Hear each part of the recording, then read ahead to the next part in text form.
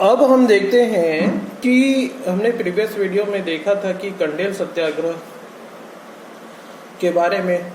तो जब सुंदरलाल शर्मा जी कलकत्ता अधिवेशन में इस घटना के बारे में गांधी जी को अवगत कराया, तो सुंदरलाल शर्मा ये चाह रहे थे कि जो कंडेल सत्याग्रह है यह गांधी जी के नेतृत्व में आगे बढ़े। तो इसकी जानकारी अंग्रेजों को हो गई। तो अंग्रेजों को होने पर उनको पता था कि जो 1915 में दक्षिण अफ्रीका में गांधी जी के द्वारा जो सत्याग्रह किया गया था वह लगभग सफल था। तो अंग्रेज थोड़े से भयभीत हो गए, घबरा गए। तो उन्होंने लगभग जो भी कर लगाया था ग्रामीणों पर वह सशर्त माफ कर दिया गया। तो भाई इसी बधाई के लिए गांधी जी का प्रथम छत्तीसगढ़ आगमन होता है। तो हम देखते हैं कि गांधी जी का प्रथम छत्तीसगढ़ यात्रा यह 2 दिनों का था, 20 दिसंबर और 21 दिसंबर 1920 को। तो पूरे छत्तीसगढ़ जनमानस तो उत्साहित था कि भाई गांधी जी का आगमन हो रहा है। तो इसी परिप्रेक्ष्य में वह सबसे पहले रायपुर आए। तो रायपुर वे 20 दिसंबर को उनका आगमन हुआ। तो जो खिलाफत आंदोलन उस समय चल ही रहा था, खिलाफत आंदोलन, जो मुस्लिम नेता थे शौकत अली साहब, वे उनके साथ आए। तो गांधी चौक में उन्होंने, जो अभी वर्तमान गांधी चौक में है, गांधी जी ने जनसभा को संबोधित किया। अगले दिन 21 दिसंबर 1920 को वे धमतरी को रवाना हुए और मकई चौक, जो लगभग धमतरी का प्रवेश द्वार है, वहां उनका स्वागत हुआ। और जो सभा का निश्चितता है वह जानी हुसैन के बाड़े में निश्चित किया गया था। चूंकि पूरा रायपुर की तरह धमतरी वासी भी महात्मा गांधी को देखने और उत्साह के लिए एक भीड़ सा जमा हो गया था। तो कच्चे का व्यापारी उमर सेठ ने गांधी जी को अपने कंधे पे उठाकर मंच पर ले गए और गांधी जी ने भी उस जनसभा को अभिनंदन किया और इस सफल सत्याग्रह के लिए उन्होंने बधाई दी। जब वे धमतरी से वापस जा रहे थे तो उस समय जो गांधीवादी युग है वो तो प्रारंभ हो गया था। तो एक तरीके से जो 1916 का जो विभाजन है, बंगाल विभाजन, 1919 के जो भ्रष्ट घटना थी, रोलेट एक्ट और जलियांवाला बाग हत्याकांड, इस तरह की जो विभत्स घटनाएं थी जिसके कारण से पूरी तरीके से हमारे जो हिंदुस्तानी थे उनमें राष्ट्र की भावना प्रज्वलित हुई और एक तरीके से अंग्रेजों के विरुद्ध रोष उत्पन्न होने लगा। तो 1916 में जो होम रूल लीग की स्थापना में हमारे जो तिलक और एनी बेसेंट में जो काम किया था वह राष्ट्रवादी भावना को बढ़ाने के लिए बहुत अच्छा एक कदम था। तो इसी परिप्रेक्ष्य में अलग जगाने के लिए किसी भी निकाय या सिस्टम को चलाने के लिए फंड की आवश्यकता होती है। बिना फंड के भाई कुछ तो हो ही नहीं सकता। तो इस हेतु तिलक स्वराज फंड की स्थापना की गई। तो धमतरी के जो जमींदार थे बाबू पंडरीराव कृदत्त, पुस्तकों में बाजीराव कृदत्त है लेकिन हम धमतरी वाले उसे बाबू पंडरीराव कृदत्त बोलते हैं। तो उन्होंने लगभग 500 रुपए भेंट किया, या 501 रुपए कहीं कहीं मिलता है, 501 रुपए तिलक स्वराज में उन्होंने भेंट किया। और जाते जाते कुरुद में भी उन्होंने जनसभा को संबोधित किया। उसके बाद अब उन्हें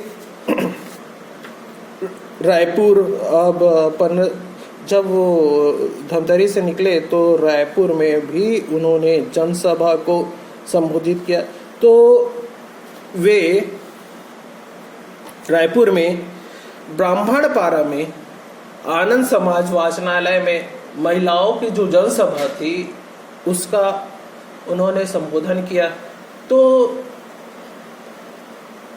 ब्राह्मणपारा की जो महिलाएं थे उन्होंने भी अच्छा रिस्पॉन्स दिया और लगभग 2000 रुपए तक के गहने तिलक स्वराज फंड में उन्होंने प्रेषित किया।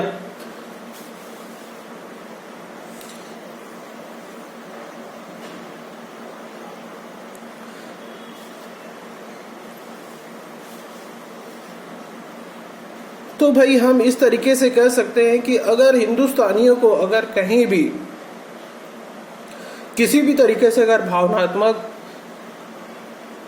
लय में लिया जाए तो किसी भी तरह का अगर आप सहयोग मांगे तो मिल जाता है। या हमने कोविड के सिचुएशन में भी देखा था कि जब भाई प्रधानमंत्री ने कहा था कि प्रधानमंत्री राहत कोष में दान, तो सबने अपने अपनी स्वेच्छा के हिसाब से दान किया। तो एक तरीके से जब विषम परिस्थिति या विकराल परिस्थिति आती है तो हिंदुस्तानियों का जो हिंदुस्तानी संस्कृति है वो जागृत हो जाती है और अपने अपने तरीके से सहयोग करने की एक भावना भी जगती है, जो अभी भी निवृत्त चलती आ रही है। अब हम देखते हैं 1919 की जो घटना हुई, जलियांवाला बाग हत्याकांड, रोलेक्ट एक्ट और खिलाफत आंदोलन, इससे एक जनसाधारण बहुत अधिक आक्रोशित हो गई थी। तो गांधी जी 1915 में दक्षिण अफ्रीका में सत्याग्रह किया। तो गांधी जी के दिमाग में आया भाई कि क्यों ना हम अंग्रेजों के विरुद्ध ही सत्याग्रह करें। तो इस तरीके से जो कृत्य हो रहे थे तो गांधी जी ने असहयोग आंदोलन उनके दिमाग में आया। तो जब आपका कलकत्ता अधिवेशन हुआ सितंबर में, जब 1920 में कलकत्ता में अधिवेशन हुआ, उसका सभापतित्व लाला लाजपत राय ने किया। तो गांधी जी के द्वारा अंग्रेजों के द्वारा जो भी कृत्य किए उनका असहयोग करने का एक प्रस्ताव लाया गया, जिसमें कुछ नेताओं ने तो उनका समर्थन किया पर कुछ ने नहीं किया। तो जब नियमित अधिवेशन हुआ कांग्रेस का नागपुर में, जिसकी अध्यक्षता विजय राघवाचार्य ने किया, तो जो नाराज या इस असहयोग आंदोलन के प्रस्ताव को अस्वीकार करने वाले जो नेता थे, उन्होंने नागपुर अधिवेशन में असहयोग आंदोलन को स्वीकार कर लिया। तो असहयोग आंदोलन का भी जो प्रभाव है वो छत्तीसगढ़ में पड़ना स्वाभाविक से था। तो ये तो हुआ, लेकिन असहयोग आंदोलन का मूल बिंदु क्या था? मतलब सरकार के तंत्र में जो भी हो रहा है उसका असहयोग करना। उसमें मुख्य बिंदु में है सरकारी उपाधियों का त्याग, सरकार को कर न देना, अंग्रेजी शिक्षा का बहिष्कार, सरकारी न्यायालयों का बहिष्कार, मद्य निषेध, काउंसिल का बहिष्कार। चूंकि 1919 का भारत शासन अधिनियम के तहत एक निर्वाचन प्रणाली का हो गया था, काउंसिलिंग निर्वाचन, तो इसमें हमारे जो प्रतिनिधि थे वे काउंसिल के सदस्य थे। तो उनके द्वारा इस्तीफा दिया गया, जो एक तरीके से जो ब्रिटिश स्ट्रक्चर है उसको भी प्रभावित करने का एक प्रयास था असहयोग आंदोलन में। उसी प्रकार से जब सरकारी अदालतों को त्याग दिया गया तो पंचायती अदालतों का गठन किया गया। जब अंग्रेजी शिक्षा का भी त्याग किया तो राष्ट्रीय विद्यालय की स्थापना, इस तरीके से जो मुख्य बिंदु थे असहयोग आंदोलन के ये थे। तो इसका प्रभाव छत्तीसगढ़ पर क्या पड़ा ये हम देखने की कोशिश करते हैं। तो छत्तीसगढ़ में जो हमारे नेता थे पंडित सुंदरलाल शर्मा, रविशंकर शुक्ल, अन्य वरिष्ठ नेता, वो जो नागपुर का जो नियमित अधिवेशन था उसमें उन्होंने भाग लिया था। तो छत्तीसगढ़ में क्या कार्य हुए असहयोग आंदोलन का उसका हम देखेंगे। तो सबसे पहला था न्यायालय का बहिष्कार, उसमें ठाकुर प्यारेलाल, पंडित राम नारायण तिवारी, ई राघवेंद्र राव, एन.आर. खान खोजे, ठाकुर छेदीलाल, डी.के. मेहता आदि ने वकालत छोड़ दी थी भाई, क्योंकि ये मुख्य बिंदु पर था। उसी प्रकार से पदवी को त्याग दिया गया था। तो वामन राव लाखे राय साहब की उपाधि को त्याग दिया था और लोकप्रिय की उपाधि से सम्मानित हुए। ये क्वेश्चन में पूछा जाता है कि किसने राय साहब की उपाधि त्यागी, तो वामन राव लाखे ने राय साहब की उपाधि त्यागी थी। उसी प्रकार से गाजी शेर खान ने खान साहब की उपाधि त्याग दी थी।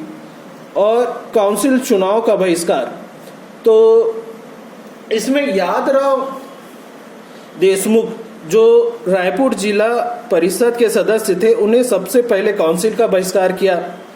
और काउंसिल के जो सदस्य थे बाजीराव कृदंत जो धमतरी महासमुंद क्षेत्र के थे और भगवा रोहदास, उन्होंने काउंसिल से इस्तीफा दे दिया।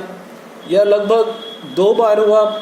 एक बार तो उन्होंने इस्तीफा दिया तो अंग्रेजों ने फिर से चुनाव करवाया, फिर से चुन के आए इन्होंने, फिर से इन्होंने इस्तीफा दे दिया। इस तरीके से जो अंग्रेज चाह रहे थे कि व्यवस्था में बने रहे, वो चरमरा गई थी।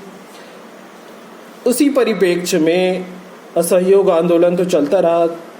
तो विदेशी वस्तुओं का भी बहिष्कार प्रारंभ हो गया। इसमें विभिन्न जो आपके नगर थे, रायपुर, दुर्ग, धमतरी में विदेशी वस्तुओं का बहिष्कार और विदेशी वस्तुओं की होलियां भी जलाई गई। और रचनात्मक कार्यों में हम देखते हैं, रचनात्मक कार्यों में यह भी था कि अंग्रेजी स्कूल और अंग्रेजी शिक्षा का परित्याग करना। इसमें छत्तीसगढ़ में भी राष्ट्रीय विद्यालय की स्थापना की, रायपुर और धमतरी में भी अर्जुमन जो मिलता है धमतरी जिला में, तो उनका भी उल्लेख आगे हम देखें आगे के स्लाइड में। ये थोड़ी सी बड़ी स्लाइड है क्योंकि असहयोग जो आंदोलन है ये थोड़ा सा डिटेलिंग है, तो थोड़ा सा अगली स्लाइड में अच्छे से और समझने थोड़ी थोड़ी चीज़ों करके समझेंगे तो ज़्यादा समझ में आएगा। उसी प्रकार से पंचायती अदालत जो रायपुर और धमतरी में भी हुआ, उसके बारे में हम थोड़ा आगे देखेंगे। उसी प्रकार मद्य निषेध रचनात्मक कार्यों में था और खादी प्रचार, तो यह एक रचनात्मक कार्यों में था। जब विदेशी वस्तुओं का परित्याग कर दिया तो खादी प्रचार किया गया। तो 1921 में कांग्रेस कमेटी ने नगर में जो रावण भाटा था उसमें 3 दिवसीय खादी कार्यशाला का स्थापना किया। तो 3 दिवसीय खादी का कार्यशाला में जो नगरवासी हैं लगभग 460 जो आपका चरखा है वह वितरित किया गया। और दूसरे दिन इसका संचालन अंजुमन बेगम को दिया गया। चूंकि यह पूछा जाता है कि इसका संचालन खादी काम प्रचार का जो संचालन है वो में किसका सहयोग रहा, तो अंजुमन बेगम का भी इसमें सहयोग रहा। तो ये प्रश्न भी पूछा जाता है कि खादी प्रचार में किसका सहयोग रहा, तो अंजुमन बेगम का भी सहयोग रहा। आगे हम देखेंगे कि राष्ट्रीय शिक्षा का तो बहिष्कार कर दिया, तो स्कूली शिक्षा की व्यवस्था कैसे हुई और पंचायत अदालत में क्या हुआ, इस तरीके के 2-4 और हम घटनाएं देखेंगे, वो आगे की स्लाइड में देखेंगे। तो एक तरीके से यह पूरा असहयोग आंदोलन जो अंग्रेजों के द्वारा किया जाने वाला कार्य था, उसका असहयोग करना, ताकि उनको भी तो लगे भाई कि जो आपने कार्य कर रहा है वह कायदे कानून से सही नहीं है, जो जनमानस के हित में नहीं है। तो एक तरीके से यह गांधी जी के द्वारा एक प्रयोग था। आगे के स्लाइड में और देखेंगे। धन्यवाद।